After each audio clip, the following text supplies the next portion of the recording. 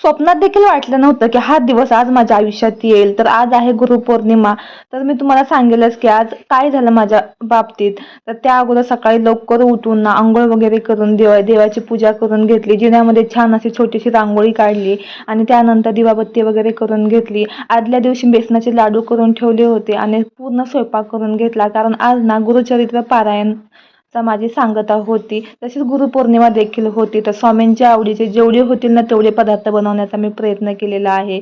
छान अशी देवपूजा देखील करून घेतली. मुलांना देण्यासाठी चॉकलेट वगैरे देखील आणले, कारण ना मुलांना चॉकलेट खूप आवडतात.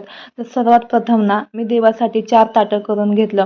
पहिलं ताट ना आपल्या स्वामींसाठी आणि दुसरं ताट आपल्या गुरुचरित्र ग्रंथांसाठी, तिसरं ताट आपल्या कुलदेवतांसाठी आणि चौथं ताट आपल्या गुरुदत्तांसाठी, अशी 4 ताटं मी वाढून घेतलेली आहेत. जसं गुरुचरित्राच्या पुस्तकामध्ये लिहिलं आहे ना, त्याच पद्धतीनं मी पूजा केली आहे. काही चुकत असेल तर तुम्ही मला अवश्य सांगू शकता. पुढल्या वेळेस मी नक्की बदल करेल. आणि स्वामींना म्हटलं, माझ्याकडून तुम्ही खूप छान पूजा करून घेतली, अशी सेवा कायम करून घ्या.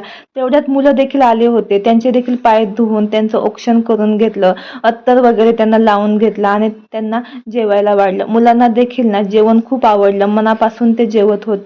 गुरुचरित्र पारायणातील पद देखील माहीत नसताना श्री स्वामी समर्थ महाराजांनी माझ्याकडून खूप छान पद्धतीने सेवा करून घेतली आणि त्या सेवेचं फळ देखील मला दिलं.